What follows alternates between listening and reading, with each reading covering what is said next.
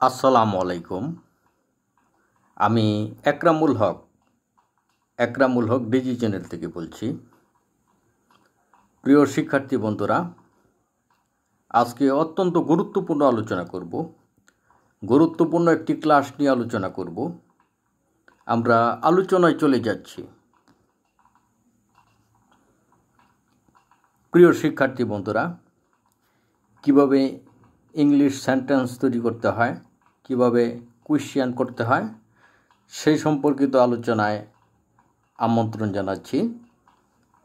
আমরা এখানে একটি বাংলা বাক্য রয়েছে, এটি ইংলিশ করব, তারপরে দারুণভাবে আলোচনা তুলে ধরব। আমরা এখানে দেখতে পাচ্ছি যে বাক্যটি রয়েছে, সেটি হচ্ছে তুমি কিভাবে ঢাকা গিয়েছিলে। তুমি কিভাবে ঢাকা গিয়েছিলে।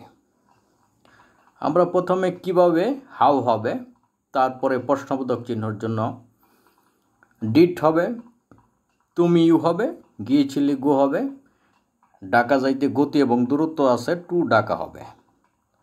আমরা পুরো বাংলা যেটি রয়েছে সেটি হচ্ছে তুমি কিভাবে ঢাকা গিয়েছিলে। ইংলিশ হবে how did you go to Dhaka. English হবে how did you go to Dhaka. তুমি কিভাবে ঢাকা গিয়েছিলে। আমরা বিস্তারিতভাবেই আলোচনা করব এবং এই সেন্টেন্সটি যদি আমাদের শিক্ষার্থীরা বুঝতে পারে, তারা শত শত নয় হাজার হাজার সেন্টেন্স তৈরি করতে পারবে। সুতরাং তাদেরকে কিভাবে শেখাতে হবে, টেকনিক্যালি আমরা সব কিছু বলে দিব। শুধু তারা আমাদের ক্লাসগুলি যদি দেখে, আমার বিশ্বাস ইংরেজি শেখা শুধু সময়ের মাত্র। প্রিয় শিক্ষার্থী বন্ধুরা, আমরা লিখেছি তুমি কিভাবে ঢাকা গিয়েছিলে। প্রথমে কিভাবে হাউ হবে, প্রশ্নবোধক চিহ্নের জন্য ডিড হবে, তুমি ইউ হবে, গিয়েছিলে গো হবে, ঢাকা যাইতে গতি এবং দূরত্ব আছে টু ঢাকা হবে। আমরা পুরো বাংলা করেছি। বাংলা হচ্ছে তুমি কিভাবে ঢাকা গিয়েছিলে। ইংলিশ হবে how did you go to Dhaka. How did you go to Dhaka. প্রিয় শিক্ষার্থী বন্ধুরা, তুমি কিভাবে ঢাকা গিয়েছিলে।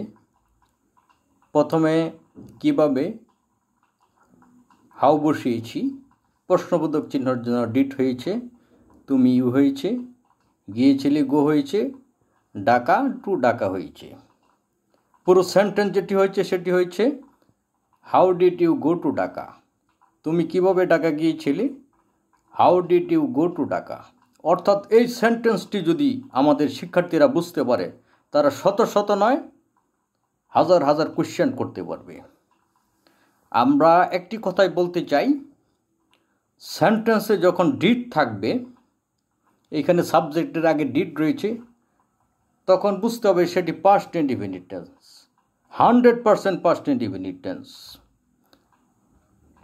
সাবজেক্টের আগে ডিড রয়েছে, হাউয়ের পরে ডিড রয়েছে। অর্থাৎ এরকমভাবে আমরা যদি হাউয়ের পরে ডিড পাই, সেটি 100% পাস্ট ইনডিফিনিট টেন্স।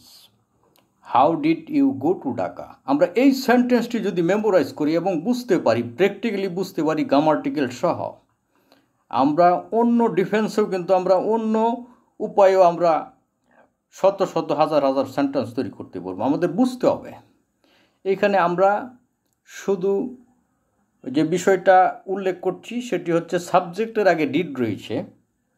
যখনই ডিড থাকবে সাবজেক্টের আগে, তখন সেটি 100% past indefinite tense.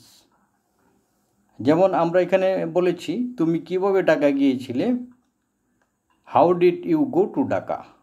How did you go to Dhaka. আমরা এখন কিন্তু আমরা প্রথম তিনটি যে ওয়ার্ড রয়েছে, তিনটি ওয়ার্ড ঠিক রেখে আমরা কিন্তু এখনই 50 থেকে 60টি সেন্টেন্স তৈরি করতে পারি। হাউ ডিড ইউ ঠিক থাকবে, তার পরবর্তী অংশে আমরা ভার্ব চেঞ্জ করব এবং অবজেক্ট বা আদার্স অংশ চেঞ্জ করব। এভাবে যদি আমরা মনে করি যে এখনই 50টি সেন্টেন্স তৈরি করব, এটি কোনো বিষয়ই না। কিন্তু আমাদের প্রথমটা বুঝতে হবে এবং আমরা যদি প্র্যাকটিস করি, চেষ্টা করি, ইংরেজি শেখা খুব একটি কঠিন সেটি কিন্তু নয়। প্রিয় শিক্ষার্থী বন্ধুরা, তুমি কিভাবে ঢাকা গিয়েছিলে? How did you go to Dhaka? How did you go to Dhaka? তুমি কিভাবে ঢাকা গিয়েছিলে?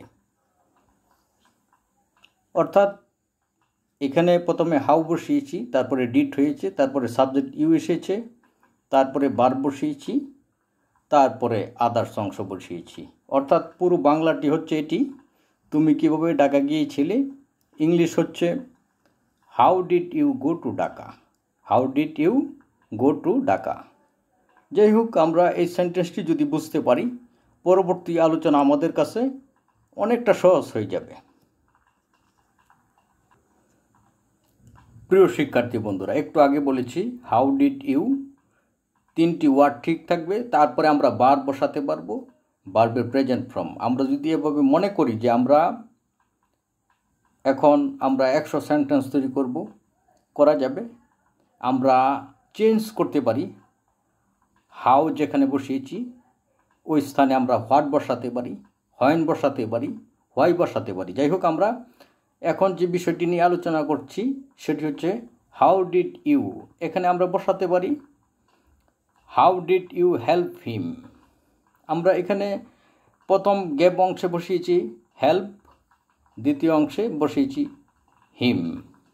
অর্থাৎ আমরা চেষ্টা করলে যে কতটা সহজে আমরা এইগুলি প্রশ্নগুলি করতে পারি সেটি ইজিলি কিন্তু আমাদের প্রথমে বুঝতে হবে, তারপরে ডিফিকাল্টলি আমরা বুঝতে চেষ্টা করব। আমরা যে বিষয়টি এখানে আমরা পেয়েছি, সাবজেক্টের পূর্বে যদি ডিড থাকে সেটি 100% পাস্ট ইনডিফিনিট টেন্স,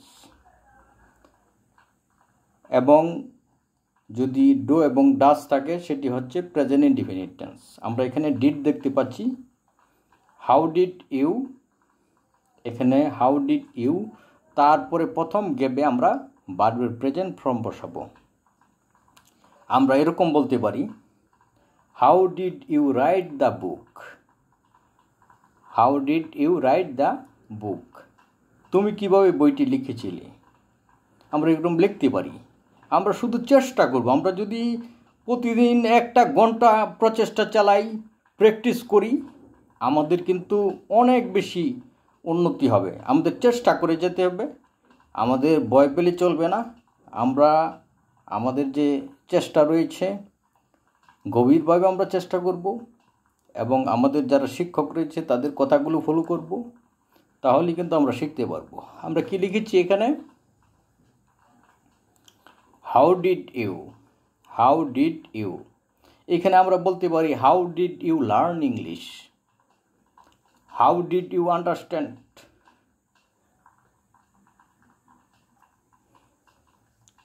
প্রিয় শিক্ষার্থী বন্ধুরা, আমরা লিখেছি how did you write the book?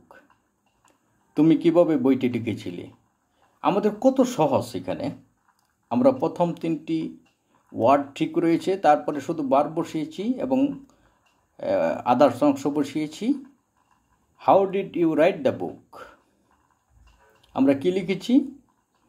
How did you write the book? তুমি কিভাবে বইটি লিখেছিলে? তুমি কিভাবে বইটি লিখেছিলে? যখনই হাউ এর পরে ডিড হবে সেটি পাস্ট ইনডিফিনিট টেন্স, সেটি পাস্ট ইনডিফিনিট টেন্স। তুমি কিভাবে বইটি লিখেছিলে মানে অতীতে চলে গেছে, লিখেছিলে। তুমি কিভাবে বইটি লিখেছিলে, অতীতে চলে গেছে। অর্থাৎ কতটা সহজ সেটি কিন্তু ভাষায় প্রকাশ করা যাবে না, শুধু চেষ্টা করতে হবে। এই লাইনটি যদি কেউ মুখস্থ করে এবং এইভাবে যদি সে 10টি সেন্টেন্স লিখতে চেষ্টা করে, কোয়েশ্চেন লিখতে চেষ্টা করে, তাহলে কতটা সহজ হয়ে যাবে তার জন্য। সুতরাং এই যে প্র্যাকটিসটা সেটি কিন্তু ধরে রাখতে হবে। আমি আগেই বলেছি প্রথম একটু কঠিন লাগবে, তারপরে কতটা ইজি হবে সেটি ভাষায় প্রকাশ করা যাবে না। আমরা লিখেছি how did you write the book? How did you write the book? তুমি কিভাবে বইটি লিখেছিলে? অর্থাৎ এই সেন্টেন্সটি যদি প্রথম মুখস্থ করি, আমরা পরবর্তীতে হাউ চেঞ্জ করে হোয়েন বসাবো, হোয়াট বসাবো, হোয়াই বসাবো। অর্থাৎ আমাদের শুরু হয়ে গেল, আমাদের কোয়েশ্চেন করার শুরু হয়ে গেল। কোনো টেনশান নাই, নো টেনশান, আমরা কিন্তু পারবো। এটি কিন্তু বড় জিনিস। এই যে আত্মবিশ্বাস, যে আমি বলতে পারি, আমি শিখতে পারি, আমি চর্চা করতে পারি, আমাকে পড়তে হবে, সেটি কিন্তু সবচেয়ে বড় প্রাপ্তি আমাদের। যাই হোক, পরবর্তী আলোচনায় চলে যাচ্ছি। প্রিয় শিক্ষার্থী বন্ধুরা, হাউ ডিড ইউ, এই তিনটি ওয়ার্ড কিন্তু ঠিক রয়েছে। তারপরে ভার্ব বসিয়েছি, আদার্স অংশ বসিয়েছি। How did you learn English, তুমি কীভাবে ইংরেজি শিখেছিলে, অর্থাৎ অতীতে চলে গেছে। আমি একটা কথা বলেছি আগেই, যে সাবজেক্টের আগে অর্থাৎ সাবজেক্টের পূর্বে যদি ডিড থাকে সেটি 100% পাস্ট ইনডিফিনিট টেন্স। এই কোয়েশ্চেনটি কিন্তু পাস্ট ইনডিফিনিট টেন্সে রয়েছে। আমরা চমৎকারভাবে কিছু জিনিস শিখব যেটি সব সময় আমাদের সাথে বন্ধুর মতো কাজ করবে। সুতরাং আমরা শিখব, কিন্তু আমরা প্রপারলি আমরা শিখতে চেষ্টা করব, কারেক্টলি শিখতে চেষ্টা করব। আমরা গ্রামাটিক্যাল সহ শিখব। আমাদেরকে তখন আর বকতে হবে না, আমরা প্রচণ্ড সহজভাবে আমরা ইজিলি আমরা বলতে পারবো। সুতরাং আমাদের ভয়ের কোনো কারণ নেই, আমরা চেষ্টা করে যাব। আমরা যদি 2-3টি সেন্টেন্স তৈরি করতে পারি, একই দ্বারায় কিন্তু শত শত হাজার হাজার সেন্টেন্স তৈরি করতে পারবো। সুতরাং আমাদের চেষ্টা করে যেতে হবে। আমরা লিখেছি এখানে, how did you learn English, তুমি কীভাবে ইংরেজি শিখেছিলে, অর্থাৎ অতীতে চলে গেছে, শিখেছিলে, তুমি কীভাবে ইংরেজি শিখেছিলে। How did you learn English, তুমি কীভাবে ইংরেজি শিখেছিলে।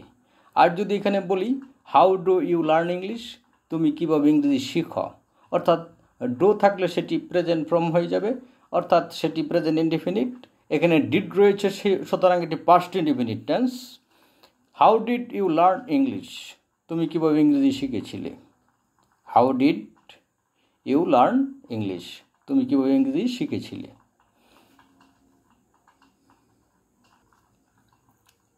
প্রিয় শিক্ষার্থী বন্ধুরা, আমরা একটু চেঞ্জ করেছি। How can you go to Dhaka, তুমি কীভাবে ঢাকা যেতে পারো। এখানে ক্যান বসিয়েছি, সেই তো পারো অর্থ এসেছে।